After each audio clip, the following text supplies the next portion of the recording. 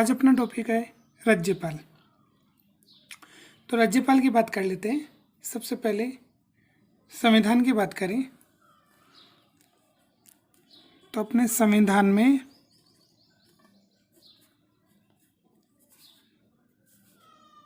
भाग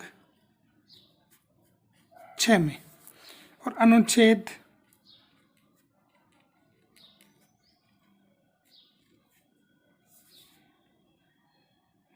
153 से लेकर के 167 तक हमें उल्लेख मिलता है किसका? राज्यपाल का। अब राज्यपाल के बारे में कुछ कथनों की बात कर लें। महत्वपूर्ण कथन कहे गए किसके बारे में? राज्यपाल के बारे में। एक कथन कहा गया है सरोजनी नायडू के माध्यम से।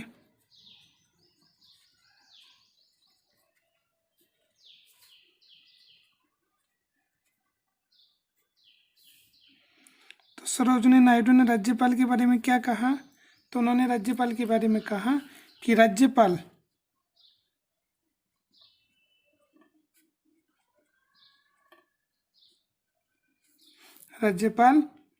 सोने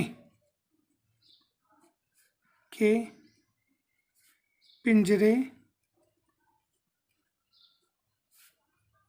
में बंद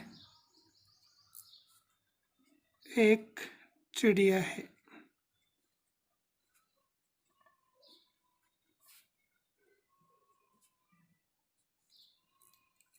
तो यहाँ पर सरोजनी नायडू ने कहा कि राज्यपाल जो हैं वो सोने के पिंजरे में बंद एक क्या है? चिड़िया है। ऐसे ही एक व्यक्ति और आते हैं जिनका नाम आता है पटाभी सीतारामैया। पटाभी सीतारामैया।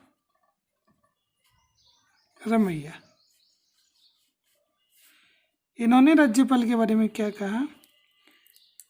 तो इन्होंने राज्यपाल के बारे में कहा कि राज्यपाल विशेष कोई कार्य नहीं करते। राज्यपाल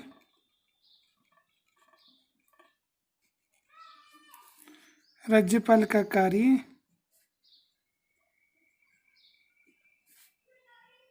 अतिथियों की इज्जत करने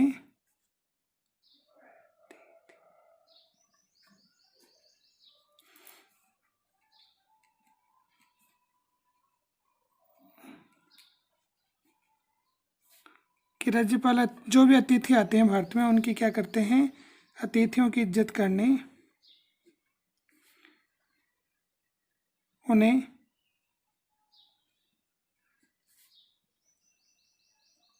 चाय नाश्ता आदि करवाना है।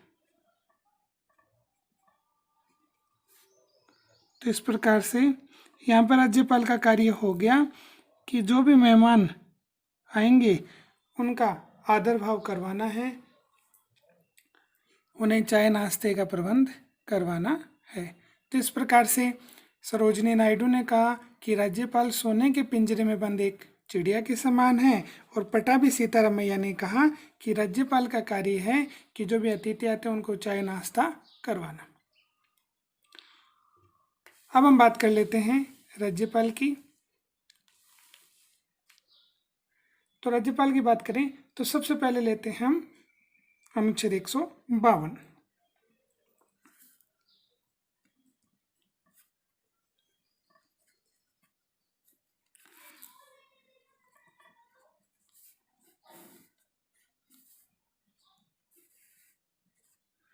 अनुच्छेद 152 की बात करें तो अनुच्छेद 152 में है राज्य की परिभाषा।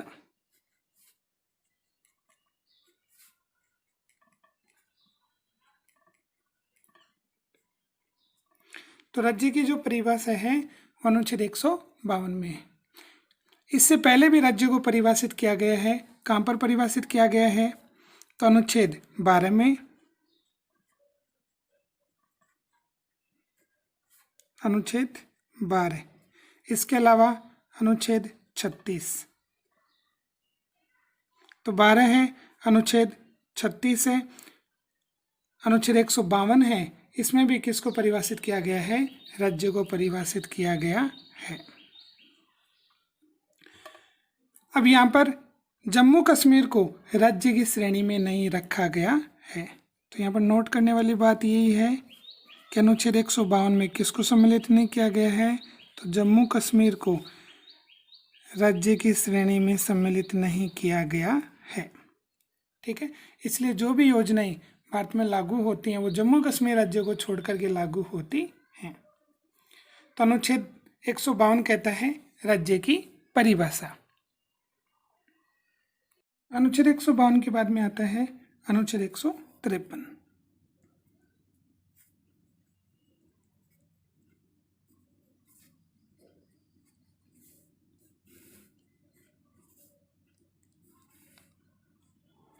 अब अनुच्छेद 153 किसके बारे में उल्लेख करता है? तो अनुच्छेद 153 राज्यपाल के पद के बारे में उल्लेख करता है।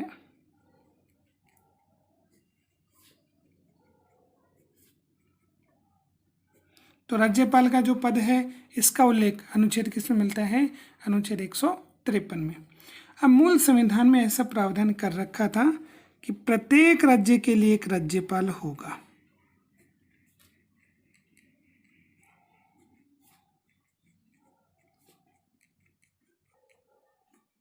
प्रत्येक राज्य के लिए एक राज्यपाल होगा।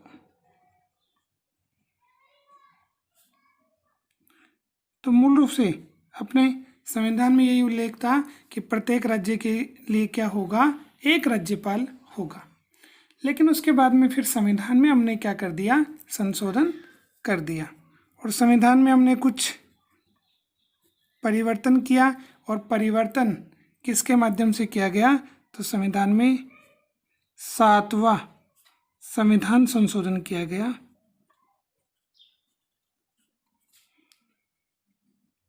तो 7वें संविधान संशोधन ये कब किया गया? 1956 में। तो 1956 में 7वें संविधान संशोधन के माध्यम से यह परिवर्तन किया गया कि 2 या 2 से अधिक राज्यों के लिए भी 2 या 2 से अधिक राज्यों के लिए भी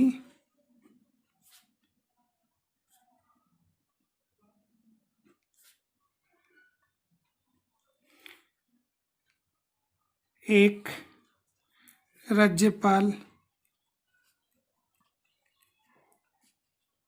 नियुक्त किया जा सकता है। नियुक्त किया जा सकता है। तो मूल संविधान में तो ये व्यवस्था थी कि प्रत्येक राज्य के लिए एक राज्यपाल होगा। लेकिन फिर संविधान में संशोधन किया गया, कौन सा? 7वां, और वो कब हुआ था? 1956 में। और इसके माध्यम से ये परिवर्तन किया गया कि 2 या 2 से अधिक राज्यों के लिए भी एक राज्यपाल अपॉइंट किया जा सकता है, उसको नियुक्त किया जा सकता है। तो ये पढ़ा हमने अनुच्छेद 153। अब पढ़ते हैं अनुच्छेद 154।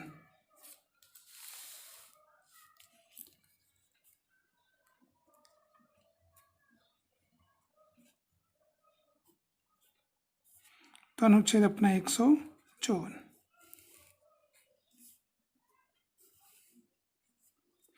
अनुच्छेद 154 क्या कहता है? ये कार्यपालिका शक्ति के बारे में बताता है। क्या? कि राज्य की कार्यपालिका शक्ति, राज्य की कैसी शक्ति? कार्यपालिका शक्ति किसमें निहित होगी? तो राज्य की कार्यपालिका शक्ति राज्यपाल में निहित होगी।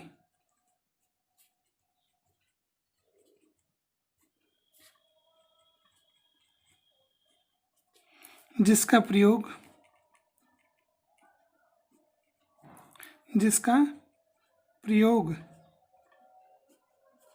वह स्वयं या अपने अधीनस्थों के माध्यम से करेगा।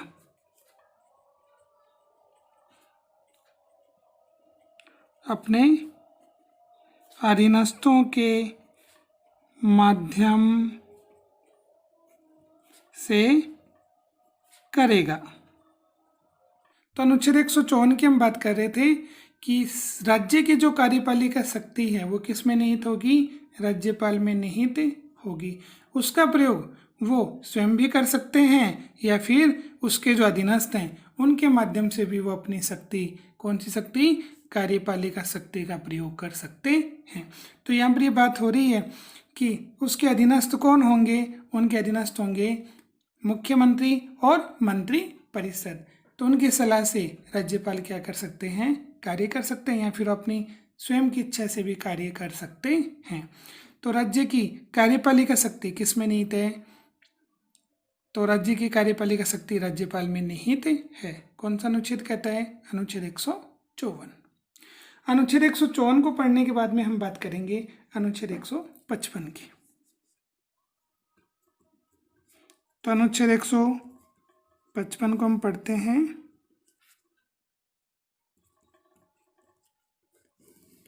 अनुच्छेद 155 किसके बारे में उल्लेख करता है? तो ये राज्यपाल की नियुक्ति के बारे में उल्लेख करता है।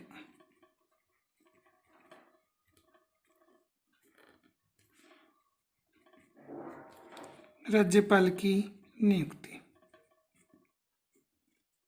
कि राज्यपाल की नियुक्ति किसके माध्यम से की जाएगी? तो अनुच्छेद 155 कहता है कि राज्यपाल की नियुक्ति कौन करेगा? राष्ट्रपति।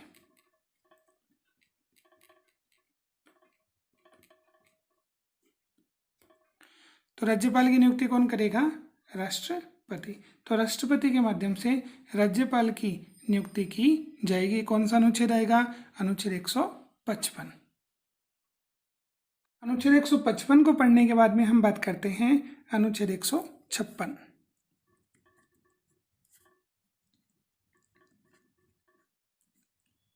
अनुच्छेद 156।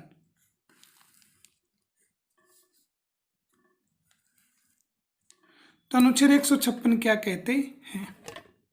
अनुच्छेद 156 की हम बात कर लें तो अनुच्छेद 156 कहते हैं राज्यपाल का कार्यकाल, कि राज्यपाल की पदावधि या राज्यपाल का कार्यकाल। अब राज्यपाल की पदावधि या राज्यपाल के कार्यकाल के बारे में साफ साफ कहा गया है। नंबर 1 बात, तो अनुच्छेद 156 के फर्स्ट में कहा गया है कि राष्ट्रपति के प्रसाद पर्यंत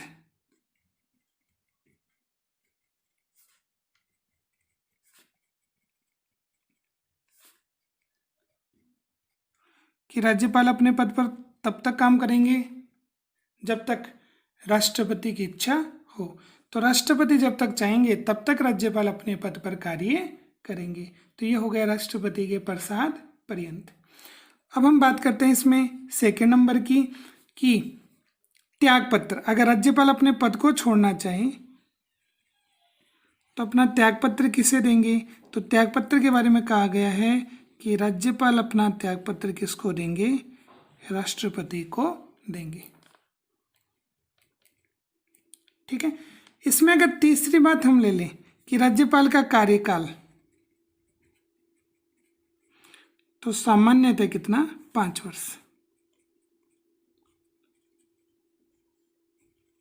राज्यपाल का कार्यकाल सामान्यतः कितना है? 5 वर्ष।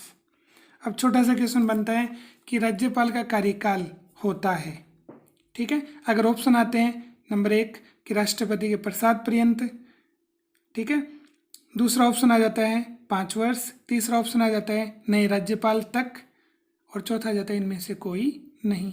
तो यहाँ पर जो राइट ऑप्शन होगा वो कौन सा होगा? नंबर 1, राष्ट्रपति के प्रसाद पर्यंत। तो राष्ट्रपति जब तक चाहेंगे तब तक राज्यपाल अपने पद पर कार्य करेगा। तो ये हो गया अनुच्छेद 156। फिर बात करते हैं अनुच्छेद 157।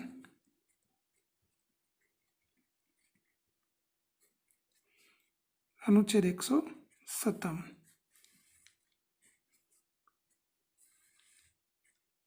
अब इसमें क्या खास बात बता रखी है, तो अनुच्छेद 157 में बता रखा है राज्यपाल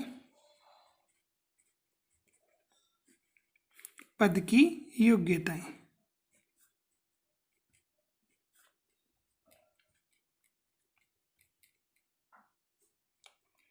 तो राज्यपाल के पद की योग्यताओं का उल्लेख हमें किस मिलता है, अनुच्छेद 157 में मिलता है। अब इसमें मुख्य रूप से कितनी योग्यताएं, तो 2 योग्यताओं का उल्लेख मिलता है। नंबर 1, वह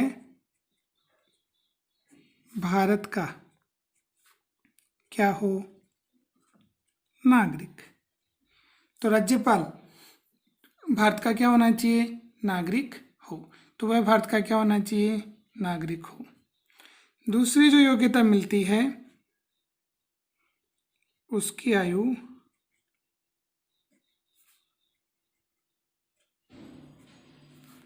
35 वर्ष हो। तो उसकी आयु कितनी हो, उसकी आयु 35 वर्ष हो। तो मुख्य रूप से राज्यपाल पद की जो योग्यताएं हैं वो कितनी हैं, 2। वह भारत का नागरिक हो, उसकी आयु 35 वर्ष हो। अब इसके लिए देखो, एक आयोग बना था जिसका नाम था सरकारिया आयोग।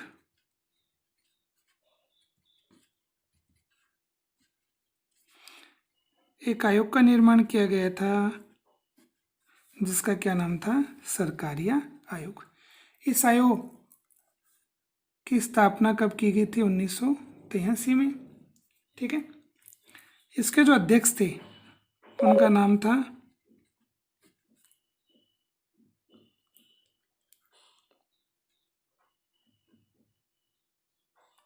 इनके अध्यक्ष का क्या नाम था, इनके अध्यक्ष का नाम था रणजीत सिंह सरकारिया।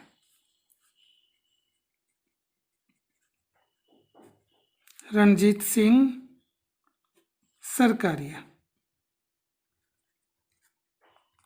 ये तो इसके अध्यक्ष थे। 2 इसके सदस्य थे। ठीक है। एक का नाम था SR सेन और दूसरे का नाम था CV रमन।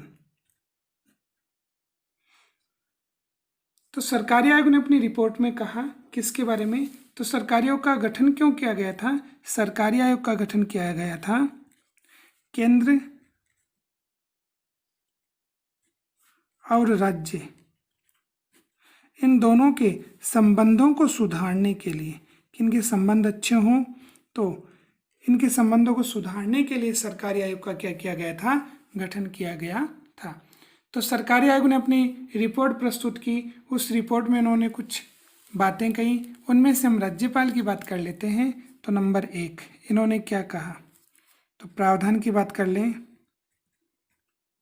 प्रावधान कौन कौन से थे, तो नंबर 1 है कि वह का मतलब राज्यपाल संबंधित,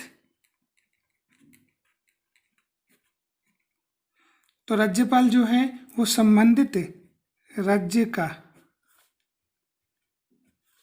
निवासी न हो। तो यहाँ पर ये बात आ रही है कि जैसे मान लो आप राजस्थान राज्य के निवासी हैं, तो अगर आपको राज्यपाल बनाया जाए तो आप राजस्थान के क्या नहीं बनेंगे, राज्यपाल नहीं बनेंगे। ये कोई संविधान में इसका उल्लेख नहीं है, बल्कि एक आयोग बना था सरकारिया आयोग। उसने अपनी रिपोर्ट में कहा कि वह संबंधित, तो राज्यपाल जिसे बनाया जाए वो संबंधित राज्य का क्या न हो, निवासी न हो। दूसरी बात इन्होंने कही कि उसका या वह सक्रिय राजनीति से संबंध न रखे, तो वह सक्रिय राजनीति में न हो। तो सक्रिय राजनीति से उसका कोई संबंध नहीं होना चाहिए। नंबर 3 की हम बात करें तो उसकी नियुक्ति में हमें क्या लेनी चाहिए, सलाह है। और ये सलाह किससे ली जाए, वो उस राज्य के मुख्यमंत्री से क्या ली जानी चाहिए, सलाह लेनी चाहिए कि जिस राज्य में किसी राज्यपाल को अपॉइंट किया जा रहा है, नियुक्त किया जा रहा है, तो वहाँ का जो मुख्यमंत्री होगा, वहाँ का जो सीएम होगा, उसकी सलाह या उसका परामर्श लेना चाहिए। तो ऐसे मुख्य रूप से सरकारी आयोग ने अपनी रिपोर्ट में यही कहा कि वह संबंधित राज्य का निवासी न हो, वो सक्रिय राजनीति से उसका कोई संबंध नहीं होना चाहिए, और उसकी नियुक्ति करते समय उस राज्य के मुख्यमंत्री से क्या लेनी चाहिए, सलाह लेनी चाहिए। तो इस प्रकार से राज्यपाल पद की जो योग्यताएं हैं वो कितनी बता रखी हैं, 2, वह भारत का नागरिक हो और उसकी आयु 35 वर्ष हो। अब बात कर लेते हैं अनुच्छेद 158 की। तो अनुच्छेद 158 की बात करें,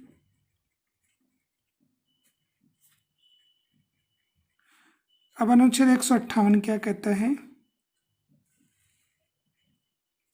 तो अनुच्छेद 158 कहता है पद की शर्तें। तो राज्यपाल पद की शर्तें, राज्यपाल और उसका जो पद है उसकी शर्तें। तो राज्यपाल के पद की कौन कौन सी शर्तें हैं, तो नंबर 1, वह है संसद, एक तो वह किसका, संसद का, और दूसरा विधानमंडल, विधानमंडल होता है राज्य में, तो वह संसद और विधानमंडल का क्या ना हो, सदस्य नहीं हो।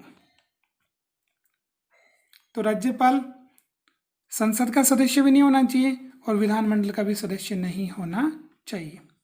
दूसरी बात आती है इसमें कि वह लाभ के पद पर न हो।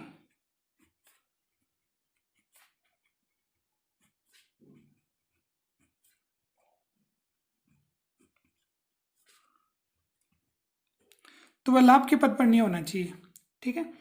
तीसरी बात आती है कि उसे सरकारी आवास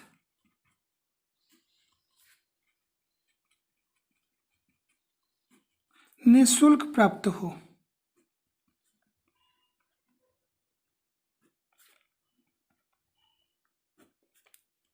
तो सरकारी आवास जो उसे मिले, ठीक है, वो निःशुल्क प्राप्त होना चाहिए। तो ये आता है राज्यपाल पद की शर्तें। तो लाभ का जो पद है वो योग्यता में नहीं आएगा बल्कि किस में आएगा, राज्यपाल पद की शर्तों में आएगा। फिर हम बात कर लेते हैं, यहाँ पर विशेष रूप से हम 1-2 बिंदु की ओर बात करते हैं। विशेष में हम क्या लें, जैसे हम लेते हैं वेतन को, कि राज्यपाल का वेतन,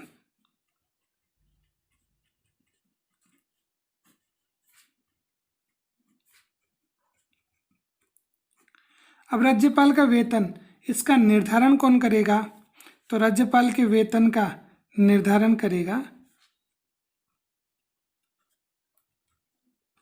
किसके द्वारा किया जाएगा, संसद।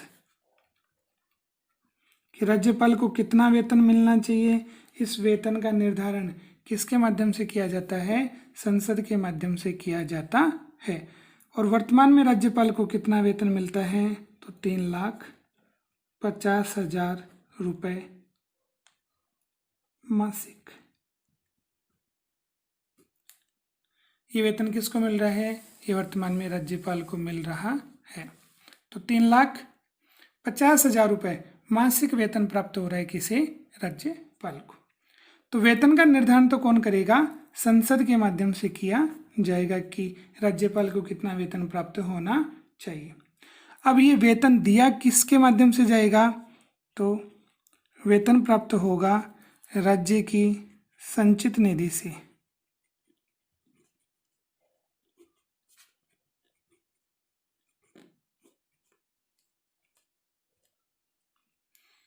तो राज्य की जो संचित निधि होगी, राज्य जो टैक्स लगाता है उससे जो आय प्राप्त होती है वो जहाँ पर रखी जाती है वो है संचित निधि, और उस संचित निधि से राज्यपाल को क्या दिया जाएगा, वेतन।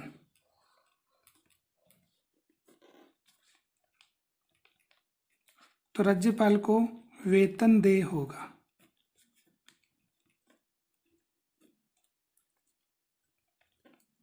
तो राज्य की संचित निधि से राज्यपाल को वेतन दिया जाएगा।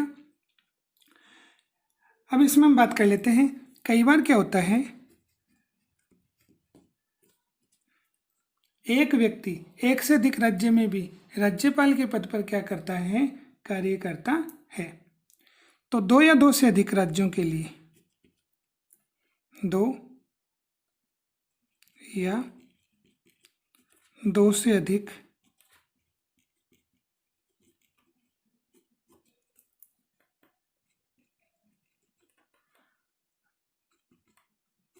राज्यों के लिए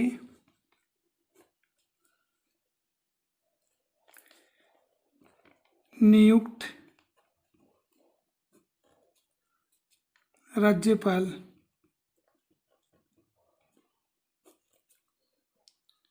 के वेतन का निर्धारण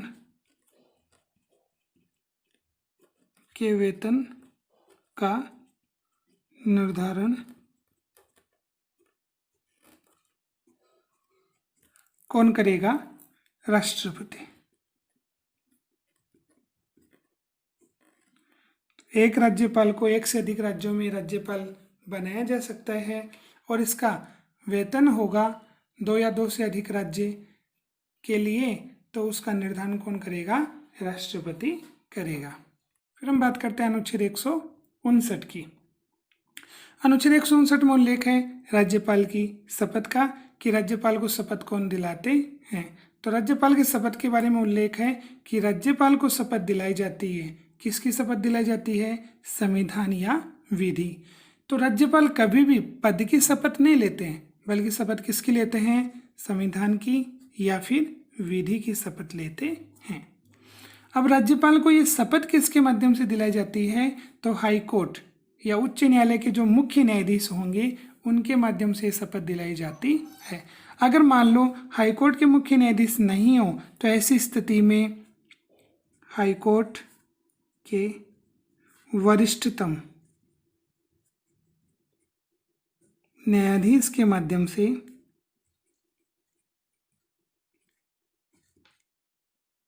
राज्यपाल को क्या दिलाई जाती है, शपथ दिलाई जाती है। तो 159 में हमने पढ़ा कि राज्यपाल शपथ किसकी लेते हैं और शपथ कौन दिलाता है।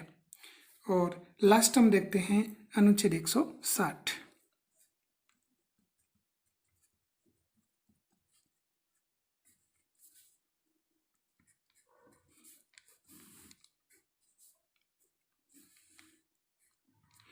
अनुच्छेद 160 की बात करें तो अनुच्छेद 160 में आता है आकस्मिक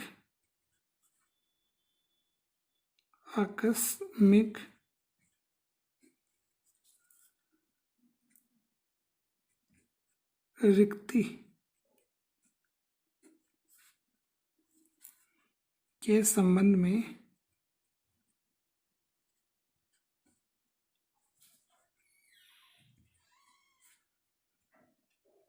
राज्यपाल के कृत्यों का निर्वहन, कि जब राज्यपाल किसी कारण से राज्यपाल का पद रिक्त हो जाए, ऐसी स्थिति में राज्यपाल की जो शक्तियां हैं उनका प्रयोग कौन करेगा। तो देखो, एक तो राज्यपाल की शक्तियों का प्रयोग किसके माध्यम से किया जाएगा, राष्ट्रपति के माध्यम से। कि जैसे हमने पढ़ा कि आपातकाल में राज्यपाल की शक्तियां या किसी कारण से राज्यपाल का पद रिक्त है, तो ऐसी स्थिति में उनकी शक्तियों का प्रयोग कौन करेगा, राष्ट्रपति करेगा। दूसरा इसमें आता है कि किसी कारण से अगर राज्यपाल की क्या हो गई, मृत्यु हो गई,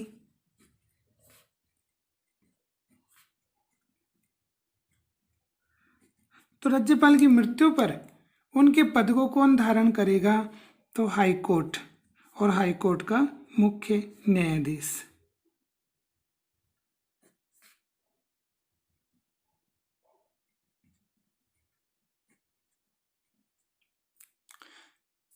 जो हाईकोर्ट का मुख्य न्यायाधीश है वो राज्यपाल की मृत्यु होने पर राज्यपाल के पद को धारण करेगा। तो इस प्रकार से आज हमने पढ़ा कि राज्यपाल, उनके पद का उल्लेख कौन से अनुच्छेद में है, कार्यपालिका शक्ति है, उनकी नियुक्ति कैसे होती है, कितना उन्हें वेतन प्राप्त होता है, कितना उनका कार्यकाल है, किस प्रकार अगर उनका पद रिक्त हो जाता है तो उनके पद पर काम कौन करता है, वो शपथ किसके लेते हैं, ये सभी चीज़ों का हमने आज अध्ययन किया।